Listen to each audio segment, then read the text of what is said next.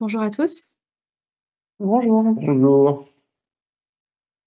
Bon, moi, c'est Anaïs, je suis chargée de communication chez Tree Collect et je suis accompagnée aujourd'hui de Marie qui travaille également chez Tree Collect et de Linda et William de chez Cycle Up.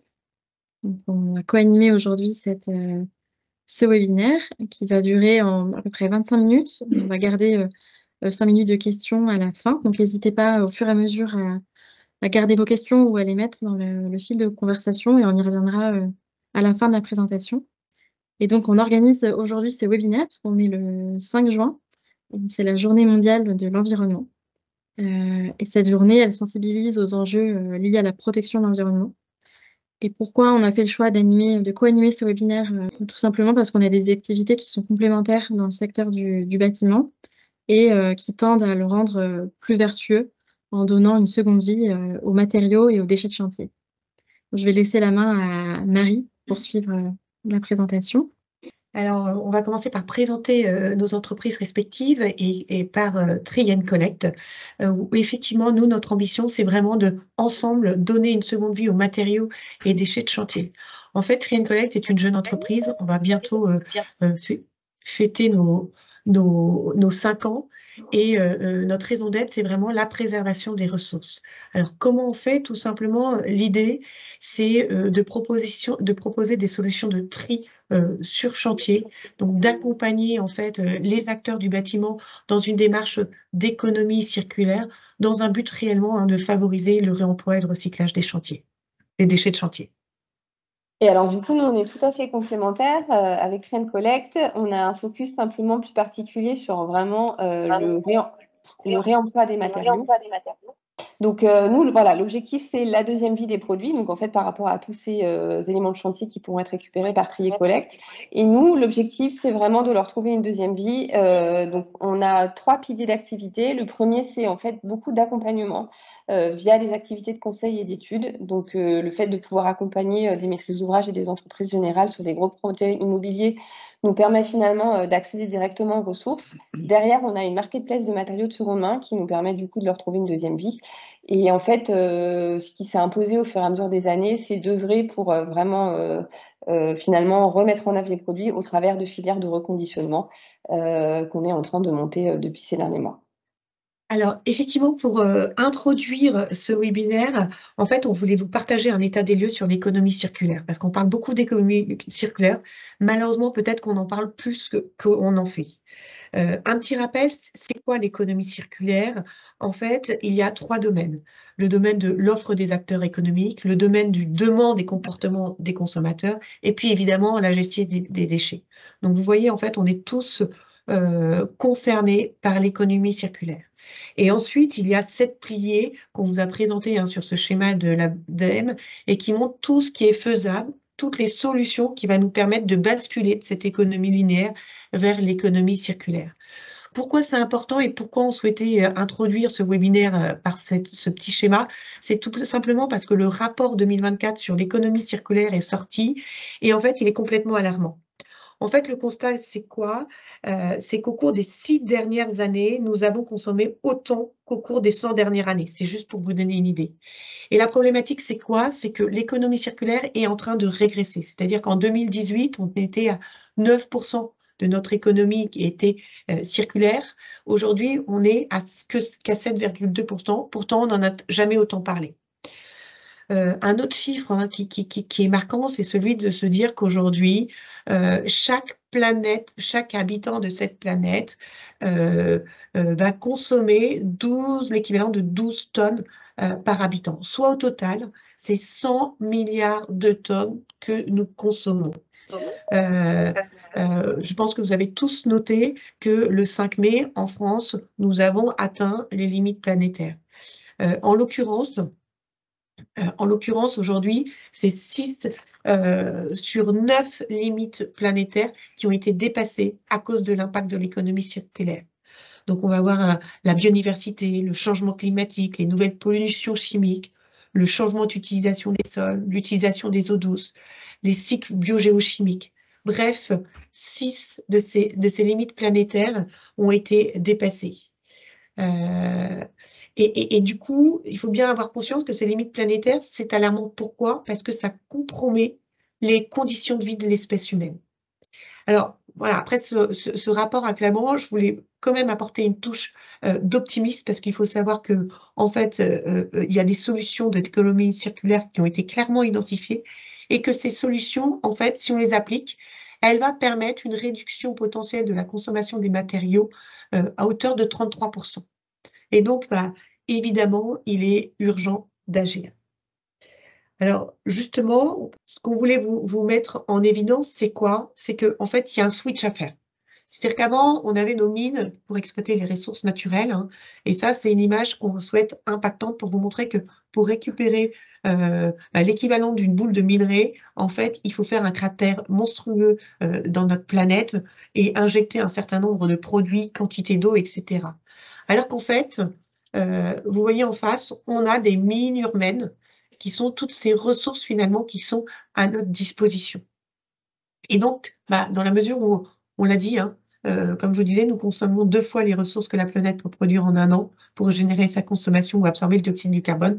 Bah, il est temps de vraiment changer de paradigme et de se dire: «Mais exploitons, toutes ces ressources humaines, qui peuvent exister» et concrètement, en fait, et ben, il faut, en exploitant ces mines urbaines, c'est en respectant évidemment la hiérarchie des modes de traitement, à savoir, bah, d'abord, la prévention des déchets, le réemploi, le recyclage, la valorisation énergétique et enfin, l'enfouissement. Voilà, là, l'idée, c'était juste de planter le décor de cette économie circulaire, de faire prendre conscience qu'il est temps de passer des ressources naturelles aux ressources urbaines, si je puis dire, et on va, évoquer ça d'un point de vue plus réglementaire et opérationnel et vous expliquer comment tout cela se passe et je laisse, nos amis, de Cycle Up, présenter le sujet. Donc, on va commencer par un petit point réglementaire.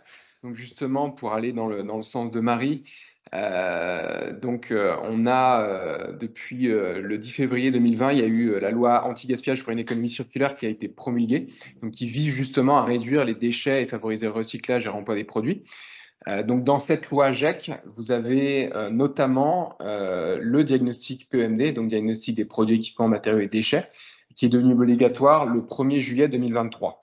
Donc, ce diagnostic PEMD, il va viser les projets de rénovation et de démolition qui concernent certains types de bâtiments, donc ceux dont la surface cumulée de plancher est supérieure ou égale à 1000 m², ou ceux qui ont accueilli une activité agricole, industrielle ou commerciale et ont été le siège d'une utilisation, stockage, fabrication, distribution d'une ou plusieurs substances dangereuses. Donc voilà pour les surfaces, les bâtiments concernés. Donc ça va être vraiment de la responsabilité de la maîtrise d'ouvrage de faire ce diagnostic PEMD pour justement les projets qui seront concernés par ces 2 points. Donc le diagnostic PEMD, il va être réalisé par des diagnostiqueurs et il va devoir contenir donc un inventaire exhaustif de tous les produits, équipements, matériaux, donc des ressources, mais aussi des déchets qui vont potentiellement être générés par le projet. Il va devoir aussi contenir des précisions sur l'état de conservation, des précautions de dépose, de stockage sur sentier, également des préconisations sur le transport. Et donc, l'idée aussi, c'est d'aller jusqu'à l'identification d'exutoires pour maximiser la valorisation selon les catégories de déchets qui sont concernées par ce projet. Donc là, on dit ce que doit contenir ce diagnostic. Donc, c'est une réglementation, c'est obligatoire. L'idée, c'est que la maîtrise d'ouvrage a la responsabilité, donc elle peut déléguer ça à son diagnostiqueur, mais a la responsabilité de transmettre un CERFA de diagnostic PEMD où justement, elle va devoir recenser tous ces points et donc recenser toutes les ressources, tous les déchets et transmettre ça au CSTB. Soit par l'intermédiaire d'un mail où on transmet tout simplement le CERFA en PDF, ou soit par l'intermédiaire de la plateforme PEMD donc, qui a été faite par le CSTB, où là c'est vraiment un format digitalisé que va devoir remplir la maîtrise d'ouvrage ou le diagnostiqueur si elle le délègue pour justement être conforme à la réglementation. Et nous, justement, sur la série suivante, on va vous présenter une solution qu'on a conçue chez CycleUp. Donc, historiquement, qui était sur l'accompagnement des diagnostiqueurs sur les diagnostics ressources. Et on est en train de le faire évoluer, on est en train de la faire évoluer, cette solution, pour que justement, elle réponde aussi à toutes les exigences du PMD. Donc cette nouvelle formule, cette nouvelle solution, donc on sort quelques briques ces dernières semaines. On a déjà sorti la possibilité notamment d'automatiser le CERFA PMD. Le diagnostiqueur fait son diagnostic et ensuite il peut tout simplement éditer automatiquement son CERFA PMD avec les données formatées selon les demandes du CSTB et le transmettre ensuite donc au CSTB. Mais je voulais revenir vraiment sur les étapes de Diagit, de la solution Diagit, et ce qu'elle permet justement de faire. Donc, elle accompagne vraiment les diagnostiqueurs sur toutes les phases, sur toutes les étapes du diagnostic, donc de la préparation du diagnostic, c'est-à-dire que vous avez une application mobile donc qui est disponible sur Android et aussi sur Apple, sur iOS, où vous pouvez justement, grâce à cette application sur le terrain, créer votre projet, inviter des collaborateurs à participer avec vous sur ce projet pour réaliser le diagnostic sur le terrain. Donc, vous avez une phase terrain. Tout simplement, vous ajoutez les fiches matériaux, les différents matériaux que vous rencontrez sur le projet, les ressources, les déchets. Avec toutes leurs caractéristiques, donc c'est-à-dire les dimensions, vous pouvez aussi ajouter des photos, vous pouvez ajouter l'état du matériau, enfin tout ce qu'il y a vraiment besoin pour réaliser un diagnostic PEMD. Donc cette application elle est aussi disponible dans des situations où justement la connexion n'est pas forcément bonne. Les diagnostiqueurs sont habitués à intervenir dans des endroits ou des sous-sols ou en tout cas des endroits où il n'y a pas beaucoup de connexion. Et avec Diagit, donc on vous propose justement d'ajouter vos matériaux, d'ajouter vos fiches matériaux et les données seront tout simplement synchronisées au moment où vous retrouverez une connexion. Donc voilà pour la partie amont, la partie réalisation du diagnostic, le diagnostic terrain. Ensuite, vous avez un site web qu'on a aussi créé pour post-traiter les données du diagnostic. Donc, vous allez pouvoir ajouter, compléter, enrichir les données des matériaux que vous avez pu créer. Vous allez pouvoir en créer d'autres, bien évidemment.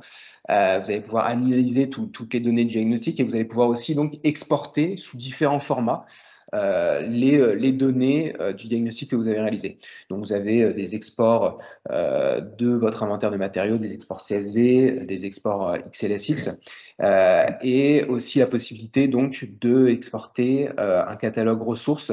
Et bientôt, vous pourrez aussi exporter un rapport PEMD. Donc, quand je dis bientôt, c'est vraiment courant de l'été. La dernière étape, enfin, c'est vraiment celle de, donc vous savez on va y venir bientôt et Linda l'a déjà introduit, mais on a une marketplace. L'idée, c'est que justement de créer ce lien entre nos solutions, entre Diagit et CycleUp, pour que les gisements qui sont opérés sur les projets, sur les diagnostics, puissent aussi être exportés directement, toutes les matériaux réemployables, qui soient exportés directement sur la marketplace CycleUp pour être ensuite mises en vente sur la marketplace. Trouver des repreneurs. Exactement, pour trouver des repreneurs et des acheteurs potentiels à ces matériaux qui peuvent être employés. Voilà pour cette partie. Eh ben, ça tombe bien parce qu'effectivement, entre le diagnostic qui est fait sur l'appli et cette marketplace, eh ben, il faut tout simplement aller sur chantier et faire une dépose soignée. Et c'est là où la complémentarité entre Tree & Collect et CycleUp opère. C'est qu'effectivement, nous, tout simplement, on va avoir une première phase de conception qui est qu'on va repartir du fameux diagnostic de CycleUp. Et on va faire une visite sur chantier parce que nous, en tant qu'experts de la dépose sélective, on aime bien vraiment aller s'assurer du diagnostic qui a été fait et notamment qu'il n'y ait pas de mauvaise surprise parce que toute notre démarche reposera sur ce diagnostic. Donc, ça nécessite quelquefois des carottes quand c'est possible. On sait que voilà, derrière une cloison, il peut y avoir une autre cloison. Derrière un plancher technique, il peut y avoir un autre plancher technique. Voilà, on a un retour d'expérience de dépose sélective qui fait que maintenant, on est un petit peu averti sur le sujet. Donc, on part de ce diagnostic, on va faire une visite de chantier et cette visite de chantier, on va le faire dans plusieurs dimensions. Une première dimension, c'est effectivement qu'est-ce qu'on va avoir concrètement réemployé, qu'est-ce qu'on va pouvoir revaloriser, recycler par ailleurs.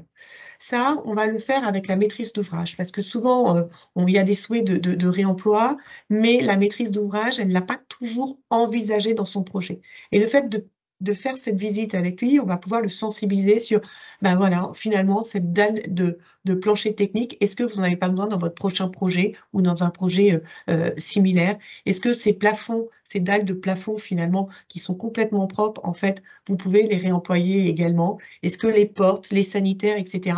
Donc, il y a toute une première visite qui est faite en vue de vraiment identifier comment on va pouvoir au mieux réemployer in situ ou ex situ. Et puis, à défaut de réemployer, eh ben, évidemment, on va favoriser le réemploi. On revient sur cette fameuse hiérarchie des modes de traitement. Une fois qu'on a bien fait enfin, qu'on a bien pris en main le diagnostic et identifié tous les éléments, on va aller chercher les filières. Il y a deux choses, hein, c'est les filières de réemploi, les filières de recyclage les plus locales possibles. Et puis, toute cette dépose-là, elle va être faite de façon manuelle par des filières d'insertion. Donc là, on s'adosse à des associations ou des agences d'intérim en insertion et on va pouvoir faire cette dépose soignée à travers une équipe en insertion qui sera chapeautée par notre conducteur de travaux qui a l'habitude de ce type de chantier. Et tout ça va nous amener à pouvoir en fait élaborer notre offre, puisqu'on aura identifié voilà, le volume de déchets qui va être généré, celui qu'il va falloir faire l'objet d'une dépose soignée, voir avec nos filières de valorisation ou d'insertion le temps qui sera passé, les coûts occasionnés par le traitement des matières, et on arrivera avec une offre. À l'issue de cette offre, si elle est acceptée par le client, on va rentrer sur une phase de curage. Vous voyez, on a mis quelques photos pour illustrer finalement la démarche sur cette phase de curage. En fait, là, ce sont les équipes en insertion qui vont venir déposer soigneusement l'ensemble des matériaux, hein. On va véritablement enlever tous les matériaux de ce compteur de la structure du bâtiment, les conditionner le mieux possible pour s'assurer que le gisement soit le mieux préservé, hein. Je prends l'exemple des sanitaires est relativement parlant parce qu'un sanitaire, si vous ne l'avez pas bien conditionné, le risque dans les transports, qu'il soit lors des transports, qu'il s'abîme, c'est perdre toute la possibilité du réemploi par derrière. Il en est même pour les plaques de plâtre clipsables, hein. On distingue les plaques de plâtre clipsables qui peuvent être réemployées sur un autre chantier. C'est pareil, il faut qu'elles soient conservées de façon à l'abri de l'humidité pour éviter qu'elles puissent être endommagées. On va avoir les mêmes sujets autour là, vous avez des photos sur les dalles de plancher, les dalles de moquette, etc. Donc nous, on va venir faire cette dépose soignée, conditionner les matières. En règle générale, on va vraiment viser un objectif de valorisation globale sur ce chantier à hauteur de 90%, hein, et on va viser en termes de réemploi un minimum de 20%. Et c'est ce que je vous disais, hein, tout ce travail de réemploi est à faire aussi avec la maîtrise d'ouvrage pour voir dans quelle mesure le réemploi peut se faire in situ pour le meilleur des cas. On a un petit film, mais je vois que le temps nous est compté. On a mis dans la conversation le lien pour pouvoir le visionner. C'est un petit film qui décrit en fait la façon dont nous, on récupère un bâtiment et ensuite, petit à petit, on vient déposer, conditionner et évacuer l'ensemble de ces matériaux. Ce qu'on aime aussi, c'est vous partager nos retours d'expérience. Là, typiquement, en lien avec ce chantier, on a fait un retour d'expérience. Vous voyez, c'est un bâtiment sur lequel nous sommes intervenus.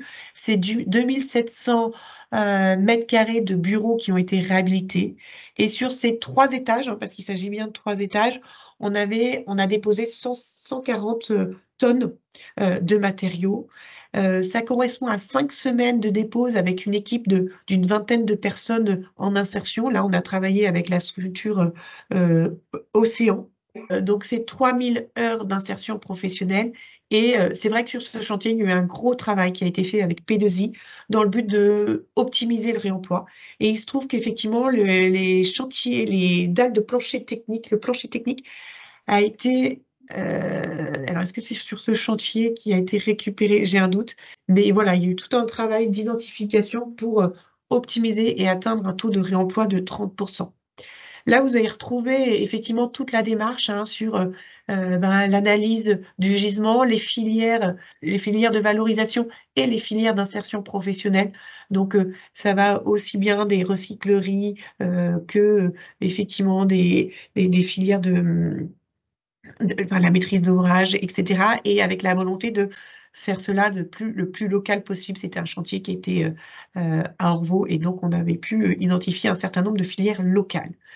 Ensuite, il y a eu tout ce qui est organisation des opérations, le suivi des travaux, la valorisation matière en réemploi, en recyclage et la traçabilité. C'est vrai que c'est un sujet qu'on a peu évoqué, mais nous, tous les matériaux qui sont déposés, en fait, font l'objet d'une traçabilité très suivie, puisque derrière, en fait, ça viendra aussi compléter le dossier de recollement qu'on se doit au CSTB suite au diagnostic PEMD. Et enfin, on profite aussi de nos chantiers pour sensibiliser largement et pour montrer qu'en fait, voilà, que le tri à la source et que la dépose sélective est vertueuse à plus d'un titre. Sur la partie réemploi et aussi faire le lien avec la présentation d'outils qu'on vous a mis tout à l'heure. En fait, le réemploi, il faut être clair, ça a toujours existé, ça s'est toujours un petit peu fait. Nous, le vrai objectif dans la démarche de Cycle Up, c'était de se dire comment massifier et comment automatiser le maximum de choses pour vraiment donner une vraie ampleur et un vrai changement d'échelle. On aime bien donner l'exemple du marché des voitures d'occasion. Il y a quelques années, quand vous vouliez acheter une voiture d'occasion, en gros, il y avait de Bon Coin et autres, mais voilà, c'était, vous alliez trouver votre voiture, c'était rendez-vous sur un parking pour vérifier le produit, c'était à vos risques et périls, et derrière, en termes de garantie, vous aviez ce que vous aviez. Aujourd'hui, quand vous voulez acheter une voiture d'occasion, vous allez par exemple chez Renault Occasion et vous avez finalement un parcours d'achat qui est quasiment identique au neuf, avec les mêmes garanties, le même accueil, enfin voilà, vous avez vraiment un niveau de service qui est équivalent. C'est un peu la vision qu'on a nous par rapport aux matériaux, c'est de se dire qu'en fait, il faut sortir de l'ère du téléphone et du fichier Excel. Aujourd'hui, il y a beaucoup, alors c'est vrai que le secteur du réemploi est très dynamique et ça, c'est très positif. On travaille tous ensemble en fait pour développer le réemploi. Mais c'est vrai qu'aujourd'hui, il y a encore trop en gros, c'est du réseau, on passe des coups de fil, on envoie des photos vite fait sur un téléphone. Et en fait, c'est pas comme ça qu'on arrivera à faire du volume. Pour faire du volume, nous, l'idée, c'était aussi du coup de se baser sur le digital, qui permet quand même de massifier un certain nombre de choses. Et c'est un peu, nous, le rôle de notre marketplace, de centraliser l'information et du coup d'essayer de rapprocher justement ce parcours d'achat autant que possible de celui d'un matériau neuf. Donc, c'est aussi pour ça qu'on avait, nous, qu'on essaie de développer l'ensemble des services de la marketplace, qu'on a vraiment travaillé à, par exemple, la modération, l'importance d'avoir un service client avec des gens derrière qui peuvent accompagner la vente, le fait de pouvoir proposer de la livraison ou du stockage s'il y en a besoin entre des chantiers. Le sujet des garanties est vraiment un élément clé. Quand on fait, quand on travaille dans le réemploi, on fait souvent des études et des questionnaires, des sondages, et c'est le sujet qui revient à 95% du temps. Ok, j'achète un matériau de réemploi, qu'est-ce que j'ai comme garantie? Et c'est vrai que chez Cycle Up, on a toujours pris le parti du coup de pouvoir garantir les matériaux qui passent via notre marketplace et d'amener toute cette traçabilité et tout ce suivi. On a une facture, on a un bon de livraison et c'est ça derrière, s'il y a un problème, on pourra, alors au-delà de parler du problème en soi-même, c'est surtout qu'au final, ça lève le frein. Et en fait, c'est ça aujourd'hui qui permet de donner confiance aux gens et d'améliorer les volumes. Et nous, c'est vrai que le fait d'amener ces garanties qu'on essaie d'améliorer au fur et à mesure des années, qu'on a notamment, on sort des nouvelles formules et on a étendu la durée de garantie sur notamment nos matériaux reconditionnés. On voit que derrière, il y a des gens qui se disent, en fait, finalement, je ne prends pas beaucoup de risques, je peux y aller. Voilà, donc la marketplace, nous vraiment, c'est cette idée-là, c'est de centraliser les choses. Elle est ouverte à tous les acteurs du secteur de la construction, acheteurs, vendeurs. Et l'idée, c'est en fait de pouvoir se dire que, bah, en gros, c'est automatique. Enfin, le produit, il est disponible, il est en ligne. S'il est plus en ligne, c'est qu'il est plus disponible. Tout se fait directement. Il n'y a pas besoin de passer 15 coups de fil et d'envoyer 15 fichiers PDF. Et aujourd'hui, c'est ça qui fait qu'on voit une vraie accélération au niveau des chantiers qui nous permet de voir que le marché se développe. Alors du coup, je voulais aussi refaire un peu le schéma donc, de ce que j'ai introduit tout à l'heure pour cette notion de massification. Pour nous, la boucle de massification, elle passe aussi vraiment par l'identification des ressources. Donc certes, la marketplace est ouverte et il y a plein de gens qui se connectent pour tenter de vendre les matériaux qu'ils ont par-ci, par-là, pardon. Mais c'est vrai que l'identification des ressources, elle passe aussi beaucoup par de l'accompagnement de gros chantiers et par l'importance du coup du conseil et de la partie diagnostic. Donc, nous, aujourd'hui, c'est vraiment la source principale, même si elle vise à être toujours importante, mais aujourd'hui, c'est vraiment une source énorme de gisement. C'est-à-dire qu'à partir du moment où on accompagne des très gros chantiers, on est capable d'identifier via le diagnostic PEMD beaucoup de matériaux qui seront du coup proposés via la marketplace. Et puis, c'est aussi une des solutions qu'on propose, nous, dans nos accompagnements de mission. Et le troisième triptyque, c'est au final qui s'est imposé au fur et à mesure des années sur ce modèle économique, c'est l'importance d'avoir des lieux physiques. Au démarrage pour stocker, parce qu'on sait que la logistique interchantier n'est pas toujours évidente, c'est finalement assez rare que le chantier de déconstruction matche tout de suite avec le moment où on a besoin du matériau. Donc c'est vrai qu'on a commencé à mettre en place des entrepôts, d'abord pour apporter cette solution de stockage. Et au final, ce qui s'est établi de plus en plus, c'est qu'en fait, au-delà de stocker, ce serait bien si on pouvait finalement travailler un petit peu sur le matériau pour le vérifier, le remettre en œuvre. Et en fait, c'est ça qui a fait qu'on s'est mis au fur et à mesure à faire du reconditionnement, qui du coup aujourd'hui apporte de vraies solutions et permet de lever beaucoup de freins au réemploi. Donc voilà, donc aujourd'hui, on voit vraiment cette émergence du reconditionnement avec beaucoup de filières qui se développent ces derniers mois. Pour nous, c'est vraiment un facteur clé de succès. Alors le réemploi, le reconditionnement ne répondra jamais à l'ensemble des besoins, c'est-à-dire que c'est vraiment une partie du marché. Mais aujourd'hui, ça lève beaucoup de freins. Alors, pour requalifier vraiment ce qu'est le reconditionnement, enfin l'image qui parle à tout le monde, je pense aujourd'hui, c'est le téléphone. Là encore, s'il faut faire des parallèles, il y a quelques années, vous achetiez vos téléphones éventuellement d'occasion, bof, en gros, on ne sait pas trop s'il marche ou pas. Peut-être que l'écran n'est pas cassé, mais au final, vous allez découvrir plein de choses en l'utilisant. À partir du moment où les acteurs du reconditionnement se sont mis sur le marché, tout de suite, vous n'avez aucun sujet, vous avez des garanties, vous savez que si vous avez le moindre problème, vous demandez, il est remplacé directement. C'est un peu ce qu'on veut amener en termes de qualité de service avec les filières. Donc nous aujourd'hui, on en a monté quelques-unes, notamment celle qui aujourd'hui est assez visible, c'est la filière de la céramique au niveau des sanitaires. Notamment parce que la céramique, c'est un produit quand même qui cuit à 1200 degrés, donc en termes de carbone, il est déjà assez significatif. Il est surtout beaucoup produit en Égypte et en Turquie. Donc là encore, il y a quand même un vrai intérêt à utiliser un matériau qui est disponible ici et maintenant. Et en fait, la céramique a deux états, soit elle est sale, soit elle est cassée. Donc si elle est cassée, elle n'est pas réemployable. Si elle est sale, il suffit de la nettoyer. Donc d'où l'intérêt derrière de mettre en place des ateliers et avec aussi cette volonté de travailler au niveau local, au niveau social. Nous, on a monté donc deux ateliers sur deux régions, un à Noisy-le-Sec dans le 93 et un dans la banlieue de Lyon. Et à chaque fois, il y a un vrai projet avec une création d'emplois, de l'accompagnement de travailleurs, soit sur des parcours d'insertion, soit sur des parcours post-insertion avec des gens qui nous sont fidèles et qui aujourd'hui sont en train de monter en compétences avec une vraie expertise. Donc voilà, c'est aujourd'hui, il y a un vrai projet social, ça a des vrais avantages qui du coup rassurent et amènent finalement les acheteurs à se repositionner différemment et à avoir moins de crainte par rapport au réemploi. Et pour nous, c'est la clé de la massification. Du coup, on va accélérer un petit peu. Alors, j'ai mis juste les chiffres des WC, mais voilà, c'était pour vous dire aussi, l'un des points importants, c'est quand même le sujet du carbone. Donc voilà, on est aujourd'hui nous capables de chiffrer via CycleUp le carbone évité par soit le reconditionnement, soit le réemploi. On a développé une vraie méthodologie de calcul qu'on a fait certifier par des auditeurs tiers. Et aujourd'hui, c'est aussi quelque chose qui est important dans l'accompagnement qu'on amène à nos clients, quand c'est notamment sur des gros projets et qu'on nous achète une centaine de sanitaires, on est capable d'attester le carbone évité. Du coup, ce qui est intéressant quand vous faites un bilan RSE, voir que vous cherchez une labellisation sur un projet. Et en fait, ce carbone, alors le carbone ne parle pas à tous les acteurs. Je pense que pour les acteurs de plus petite taille, ce qu'il faudra voir, c'est l'impact social, local, l'achat raisonné, anti-gaspi. Et quand on parle aux gros acteurs, pour le coup, ce carbone, il a une vraie valeur. Donc, il faut savoir le valoriser. Et donc, pour conclure et revenir à notre introduction, c'est vrai qu'on parle de carbone, que c'est important et que clairement, on le voit tout de suite, la mesure de l'impact du carbone, mais pas que. En fait, il faut pas oublier que on vient réduire l'enfouissement et l'incinération.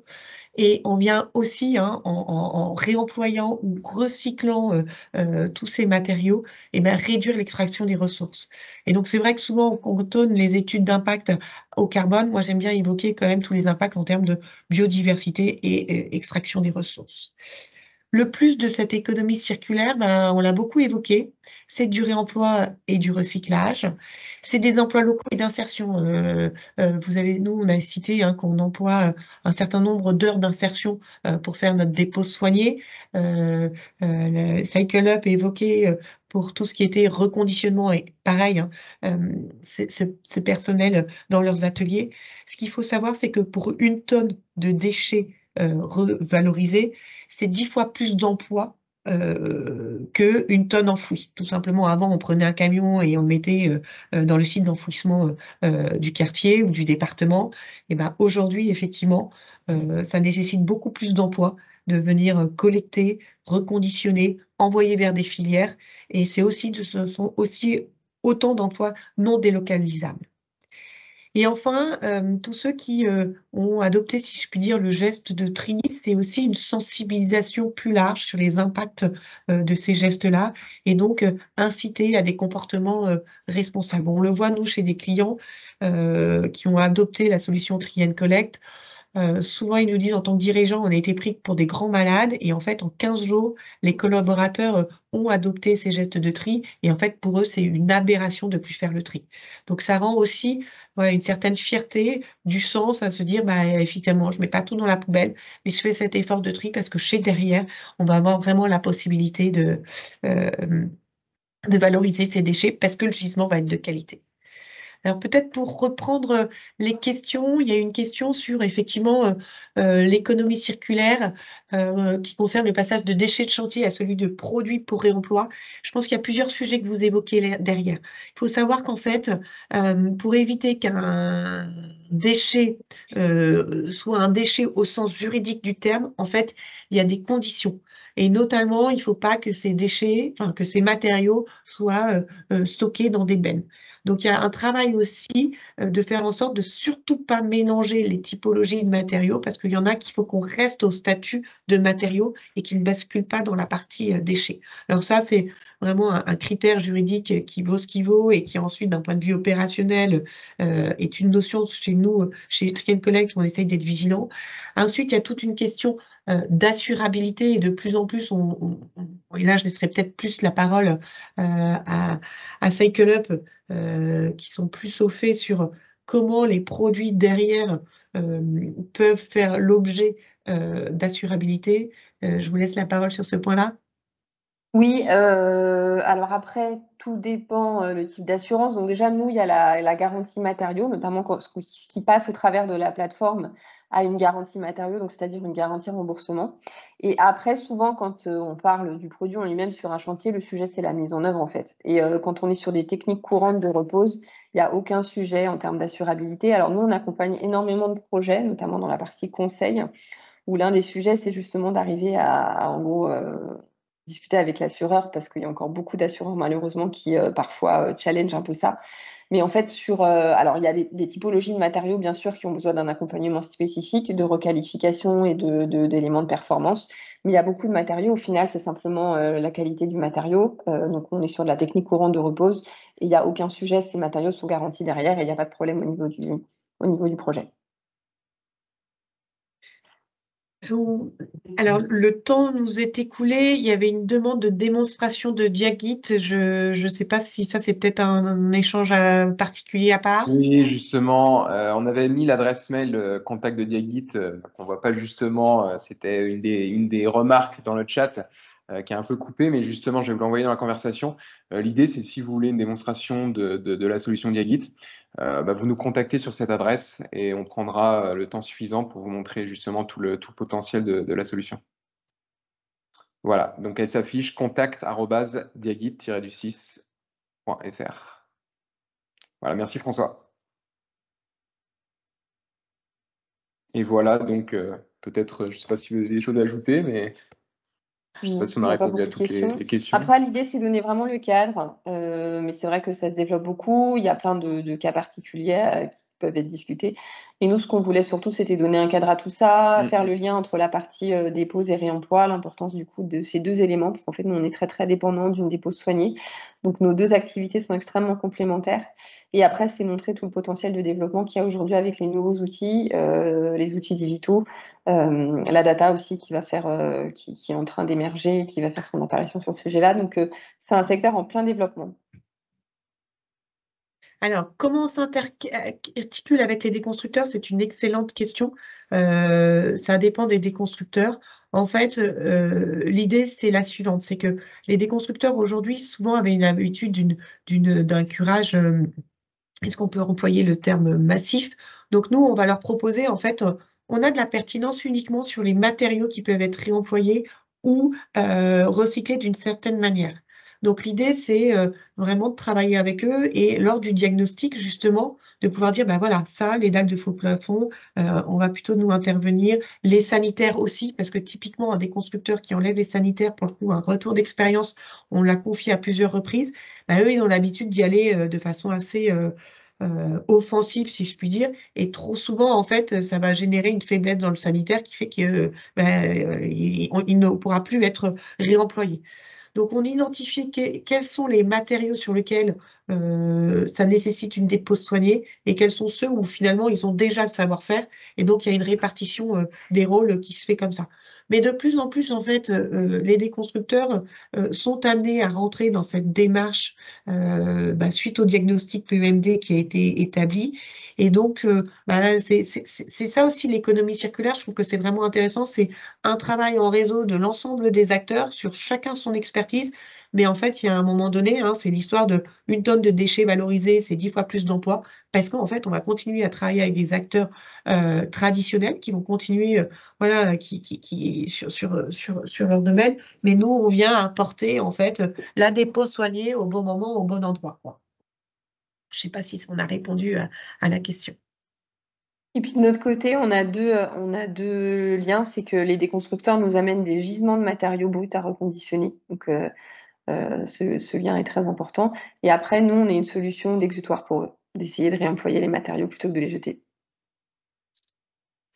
Sur la partie coût, est-ce que ça représente un coût supplémentaire, un surcoût supplémentaire? J'ai envie de dire c'est au cas par cas, ça dépend du gisement, de qu'est-ce qu'il va pouvoir réemployer, parce que en fait, qui dit coût, il faut prendre une étude de coût au sens large. Si vous décidez de réemployer vos dalles de plancher technique sur votre chantier, sur votre futur chantier, c'est aussi des gains que vous allez pouvoir économiser par rapport aux achats.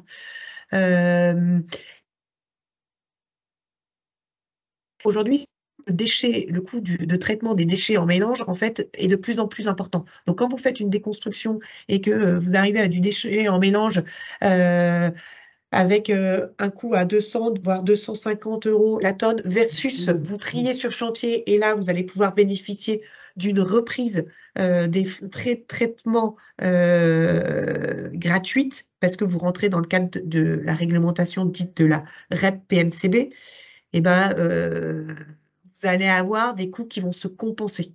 Donc, encore une fois, c'est une étude qu'il faut faire au cas par cas et je ne vous apporterai pas une réponse, évidemment, c'est moins cher ou c'est plus cher.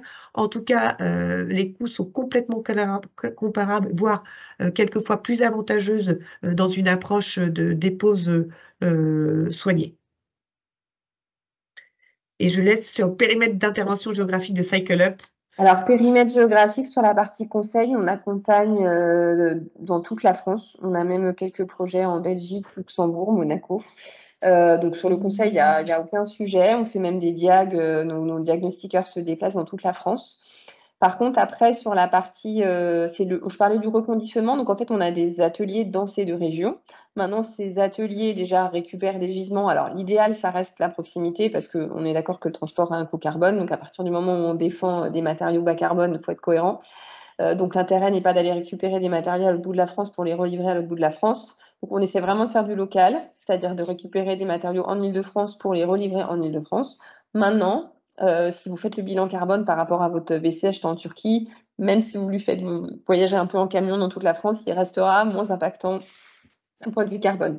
Donc voilà, donc potentiellement, on peut livrer des chantiers ailleurs, c'est pas un sujet. Et l'autre point, c'est la partie marketplace. Donc comme je le rappelle, la marketplace, elle est ouverte à tous, c'est-à-dire que les gens qui se connectent pour créer un compte vendeur peuvent mettre des matériaux à disposition là où ils sont. Donc vous pouvez habiter à Montpellier, dans la Creuse, à Lille, à Brest ou à Strasbourg, créer votre compte, mettre en vente des matériaux qui peuvent être achetés du coup par les gens qui sont intéressés d'un point de vue local. Mine de rien, la réalité, c'est que, parce qu'on a de la data sur chez Cycle Up, la plupart des gens achètent dans un périmètre, je crois, de 10 à 20 km, globalement. Pas tous, il y en a qui sont motivés, mais globalement, c'est du local. En tout cas, si certains sont arrivés en cours du webinaire, je le rappelle, il y a un replay qui sera disponible sur la chaîne YouTube de Tree & Collect. On espère avoir pu répondre à toutes vos questions. Et puis, si vous voulez aller un petit peu plus loin, on organise tout au long du mois de juin des journées portes ouvertes du côté de Tree & Collect dans nos différentes agences. Donc, vous retrouverez la liste de nos agences et les dates sur notre page LinkedIn. Donc, n'hésitez pas à vous inscrire si vous voulez découvrir nos dépôts et puis plus en détail notre activité.